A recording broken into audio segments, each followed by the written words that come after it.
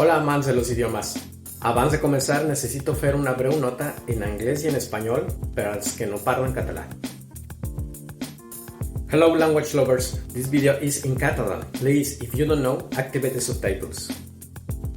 Hola amantes de los idiomas, este video es en catalán. Por favor, si no saben, activen los subtítulos. Y recuerden que aquí les dejo un video de cómo usarlos. I ara, comencem. Per què vaig decidir estudiar català? El català és una llengua que cronològicament, en l'ordre en què vaig anar aprenent les llengües, va arribar tarda. No obstant això, és una llengua que sabia que era relativament fàcil pel fet que és una llengua romans i té molta semblança amb l'espanyol, o millor dit, amb el castellà. I com al Centre de Llengües Estrangeres de la meva universitat s'ensenyava, novament no vaig dubtar en estudiar-ho. Tenia ganes d'estudiar una llengua en què pogués avançar relativament ràpid i no fos tan difícil, i al català es vaig trobar. Em sembla una llengua força interessant i em va agradar. A més d'això, em passava igual que amb l'italià, en el qual m'havia donat que havia molts catalans viatjant per tot arreu i que el català seria una bona manera de trencar el gel amb ells.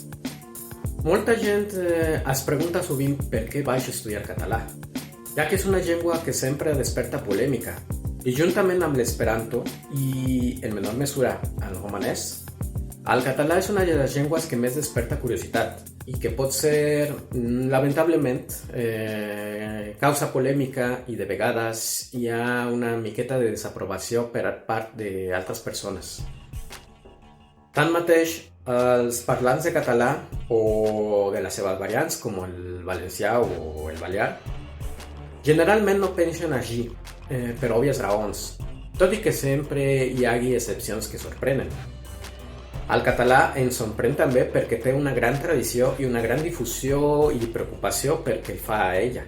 Em refereixo al fet que hi ha una política lingüística bastant forta darrere del català, i podem trobar una gran quantitat de recursos per practicar-lo, malgrat tot, que sincerament considero que seria l'enveja de moltes de les llengües regionals o minoritàries de la resta del món. Ja voldrà veure jo en moltes llengües una gran literatura, moltes traduccions, pel·lícules, sèries, noticiaris, diaris, podcasts, tantes coses que el català té en l'actualitat. El mateix succeeix amb l'esperanto. Així que gens malament per ser unes llengües amb molt rebuig, tot i que encara falta molt per arribar a l'abast que tenen moltes de les llengües internacionals en l'actualitat. De la mateixa manera, vaig poder donar-me una volta per l'Espanya i visitar Barcelona, un dels cors de la cultura catalana i, sens dubte, una ciutat que val la pena visitar. Encara que sigui molt turística, és innegable que és un punt indispensable de tot viatger.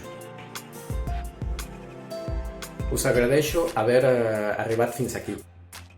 No oblideu donar-li like a aquest vídeo, compartir-lo, deixar-me els vostres comentaris i subscriure si no l'heu fet. Ens veiem en el següent vídeo amb un altre idioma.